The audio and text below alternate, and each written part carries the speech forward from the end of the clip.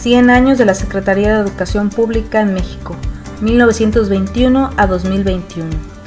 Bueno, primero hablaré de los antecedentes de la creación de la Secretaría de Educación Pública. Estos inician con la Revolución Mexicana en el año de 1910 a 1917. En esos tiempos la población era de 14.3 millones de personas, de los cuales el 70% vivía en localidades rurales. La cobertura de escuelas solo cubría el 27% de esa población, teniendo algunas cifras alarmantes como de que 2 de cada 3 personas no sabían ni leer ni escribir. La escolaridad promedio de las personas era de un año escolar. En 1920, el gobierno de Obregón nombra como nuevo secretario de Instrucción Pública a un personaje muy importante en la historia de la educación. Me refiero a José Vasconcelos. Sus ideas eran profundamente humanistas. Quería incluir a toda la población indígena, a la población mestiza y a la menos favorecida. Y con el lema "Organicemos el ejército de los educadores que sustituya al ejército de los destructores", el 22 de octubre de ese mismo año se presentó ante la Cámara de Diputados el proyecto de ley y la exposición de motivos para establecer una Secretaría de Educación Pública con énfasis en la necesidad de federalizar la enseñanza. Esa iniciativa requirió de las primeras modificaciones a la Constitución Política de 1917, a fin de establecer el papel del Congreso y de la Federación en lo relativo al tema educativo.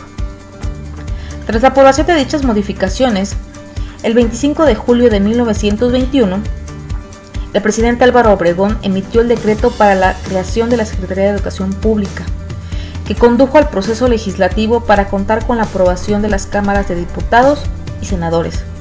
Su misión era reducir el alto índice de analfabetismo en el país, que excedía, como ya lo habíamos dicho, del 70%. De esta forma, el día 3 de octubre de 1921, se publica en el Diario Oficial el decreto de fundación de la Secretaría de Educación Pública, en donde José Vasconcelos rinde protesta como primer secretario de Educación el día 12 de ese mismo mes. La nueva Secretaría de Educación tuvo una estructura departamental. Los 3 departamentos fundamentales fueron el departamento escolar, en el cual se integraron todos los niveles educativos desde el jardín de infancia hasta la universidad. El departamento de bibliotecas, con el objeto de garantizar materiales de lectura para apoyar la educación en todos los niveles, y el departamento de bellas artes para coordinar las actividades artísticas y complementarias de la educación. El nombramiento de José Vasconcelos fue desde 1920 a 1924. Bajo su cargo creó un importante número de escuelas normales y rurales.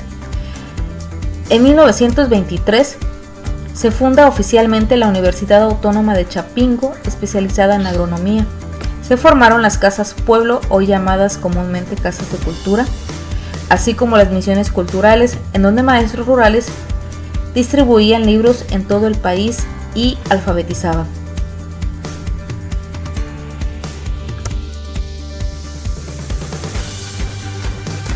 En 1924 se crea la primera radiodifusora educativa y cultural de México, Radio Educación.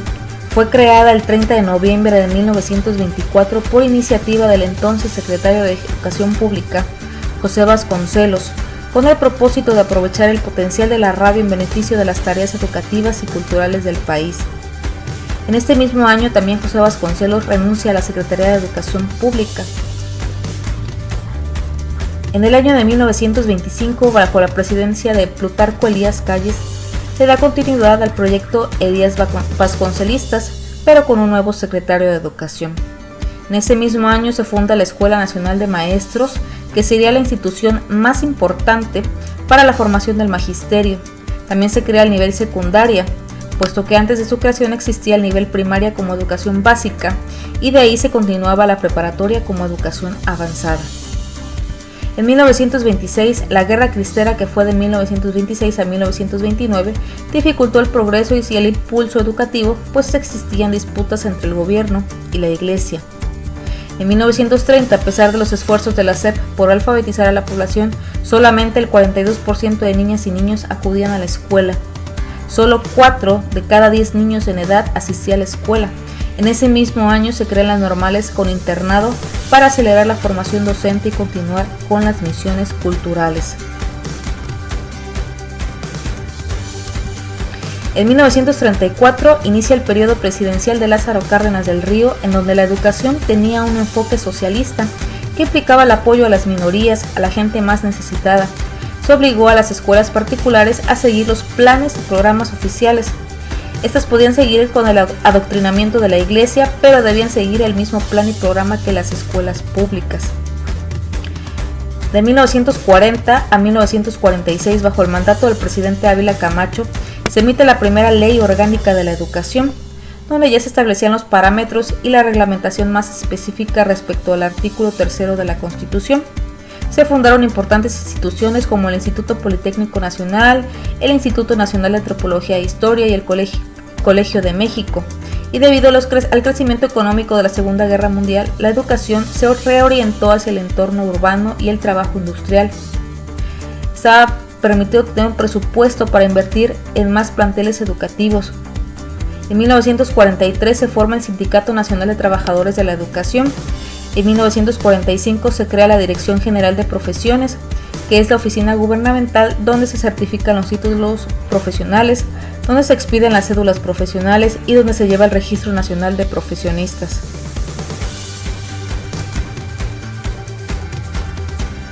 Durante el sexenio de Miguel Alemán de 1946 a 1952 se eliminó el carácter socialista del artículo 3 para estar en concordancia con Estados Unidos en la Guerra Fría con la Unión Soviética y se dio paso a la industrialización. En los años 50 surgió un grave problema, la deserción escolar. Por tal motivo, el presidente alemán mandó construir 4.000 escuelas para tratar de resarcir este grave problema. Bajo este mandato, el gobierno otorgó a la UNAM los terrenos y el presupuesto para edificar Ciudad Universitaria. Durante el sexenio de Adolfo Ruiz Cortines de 1952 a 1958, debido al crecimiento demográfico, se obligó a la expansión de espacios escolares. En 1957 se creó el Consejo Nacional Técnico de la Educación, CONALTE, que es uno de los primeros institutos dedicados a hacer una planeación más estratégica respecto a la SEP. De 1958 a 1954, el presidente Adolfo López Mateos, en su sexenio, se crea el Plan de 11 años, que pretendía que, independientemente del presidente que estuviera, se iba a trabajar bajo un mismo plan transeccional. Las cifras aún eran muy alarmantes, pues de 1.000 niños que entraban a primaria, solo uno terminaba una carrera universitaria. Para ampliar la matrícula se implementó el turno vespertino. En 1959 se crea la Comisión Nacional de Libros de Texto Gratuitos, CONALITEG. Es una institución que se encarga de imprimir y distribuir todos los libros de la Secretaría de Educación Pública hasta la actualidad. Durante el mandato de Díaz Ordaz se continuó con el plan de 11 años. En 1969 se funda el modelo de telesecundaria ante el incremento de la población y tratar de darle cobertura a la educación de nuestro país. De 1970 a 1982, con el presidente Luis Echeverría y López Portillo, los centros escolares se incrementaron como nunca debido a la gran alza demográfica. Sin embargo, se priorizó la cantidad y no la calidad, grave error. Se crea el Consejo Nacional de Ciencia y Cultura, CONACYT, que es el encargado de dar becas e incentivar la investigación en nuestro país. En 1973 se publicó la primera Ley Federal de Educación, que con los años ha sufrido reformas a los artículos. Recordemos que en 1942 se promulgó la Ley Orgánica de la Educación. Se lleva a cabo un impulso de la educación con las creaciones del CONALEP, el CCH, los colegios de bachilleres, etc.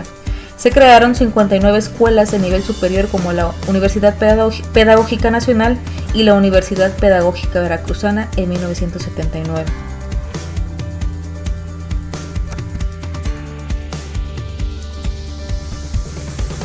Durante el sexenio de Carlos Salinas de Gortari de 1988 a 1994 se impulsó el programa de modernización de la educación, que fue un programa ambicioso, positivo.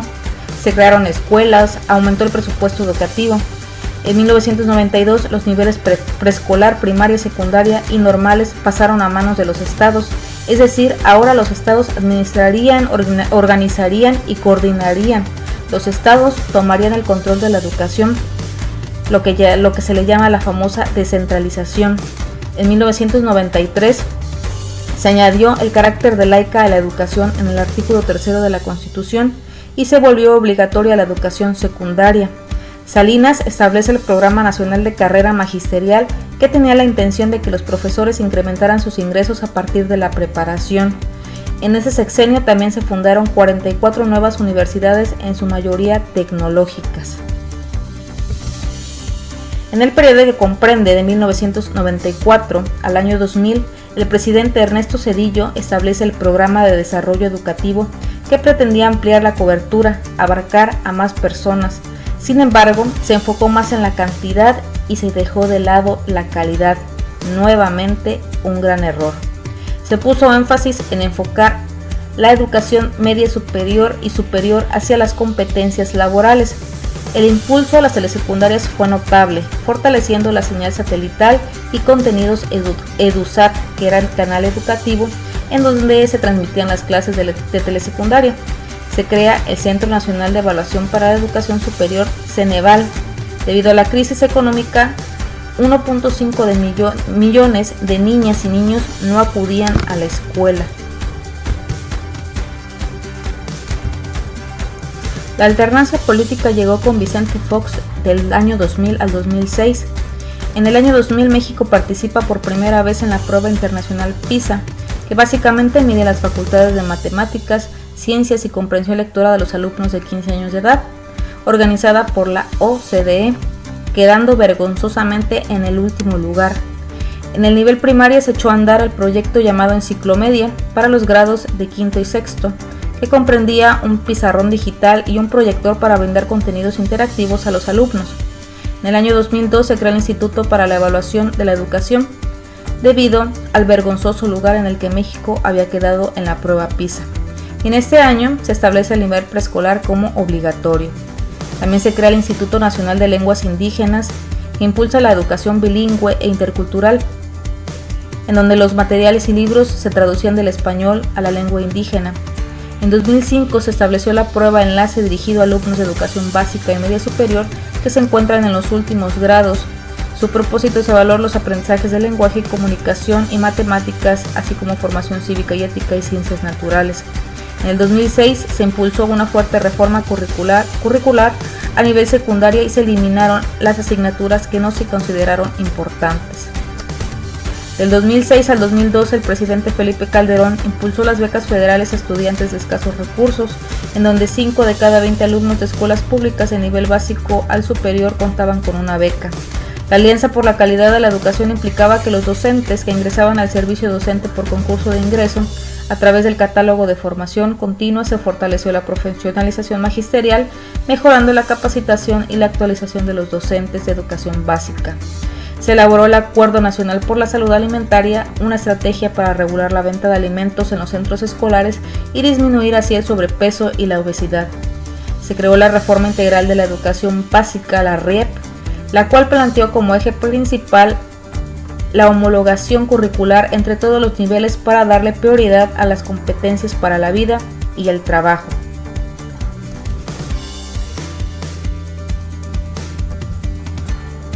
En el sexenio de Enrique Peña Nieto, que comprende del año del 2012 al 2018, se promulgó la reforma educativa. Con ella se elevó a rango constitucional el derecho a una educación de calidad, con el mejoramiento de escuelas y la profesionalización docente. Se implementaron las escuelas de tiempo completo en educación básica con servicios de alimentación nutritiva. Se implementó el programa de escuelas dignas, se creó Prepa en línea CEP, se creó también el Programa Nacional de Becas para que todos los alumnos puedan concluir su formación en el sistema educativo. En este gobierno se puso en marcha la campaña nacional del abatimiento y rezago educativo y le otorgó autonomía plena al Instituto Nacional de Evaluación Educativa, en donde se revisarían alumnos, maestros, programas y autoridades y dejaría de haber plazas vitalicias y hereditarias en el sistema educativo nacional. En el año 2007 se implementó el programa de aprendizajes clave que sigue vigente hasta la actualidad.